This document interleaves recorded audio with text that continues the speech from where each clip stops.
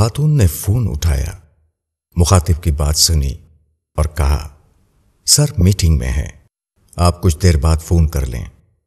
مخاطب نے مزید کچھ کہا مگر خاتون اپنے اصرار پر قائم رہیں کہ اس وقت صاحب سے بات نہیں ہو سکتی۔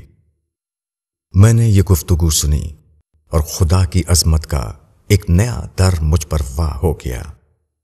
خدا کتنی عظیم ہستی ہے، کروڑوں اور اربوں کہکشاؤں کا انتظام کرنے والا رب، لاکھوں قسم کی کھربوں مخلوقات کو رزق فراہم کرنے والا رب، ختم نہ ہونے والی اور سمجھ میں نہ آنے والی دنیا کے معاملات چلانے والا رب، اس رب سے، اس بادشاہ سے، اس مالک سے اگر کبھی کوئی بندہ ناچیز ملنا چاہے، اس سے بات کرنا چاہے، فریاد کرنا چاہے، تو اسے کسی سیکریٹری سے بات کرنے کی ضرورت نہیں، اسے کسی کمرہ انتظار میں بیٹھنے کی ضرورت نہیں، اسے کسی فون لائن پر ہولڈ کرنے کی ضرورت نہیں، اس کا فون انگیج اور موبائل کبھی بند نہیں ہوتا۔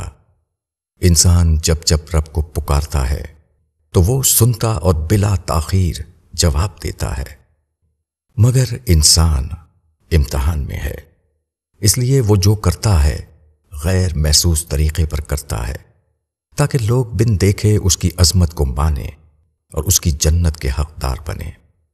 مگر یہ بد نصیب انسان خدا کے بجائے انسانوں کی عظمت میں جیتا ہے، خالق کے بجائے مخلوق کا در کھٹکھٹاتا ہے، رب کے بجائے بندوں پر بھروسہ کرتا ہے، اصل صاحب کے بجائے عارضی اور فانی صاحبوں کے پیچھے دوڑتا ہے۔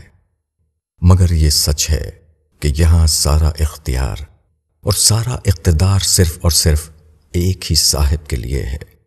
اس کی شان سب سے اونچی اور اس کی ذات سب سے بلند ہے۔ جس خوش نصیب نے اس بات کو دریافت کر لیا، اس کی نظر میں خدا کے سوا کوئی جج نہیں سکتا، اس کا سر خدا کے سوا کسی کے سامنے جھک نہیں سکتا، اس کی ہر چاہت اور ساری حمد رب العالمین کے لیے خاص ہو جاتی ہے۔ آج اگر لوگوں نے خدا کو نظر انداز کر دیا ہے تو یہ ان کی بد نصیبی ہے۔ لوگوں کو بہرحال خدا کے سامنے جھکنا ہے۔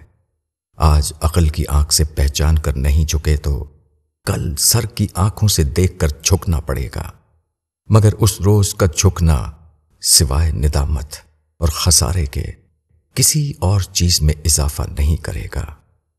انسان کو خدا کے سامنے ڈھیر ہونا ہی ہے۔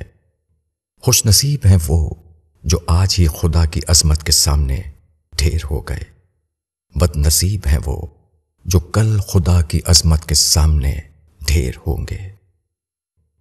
ابو یحییٰ، کتاب بس یہی دل سے ایک اقتباس۔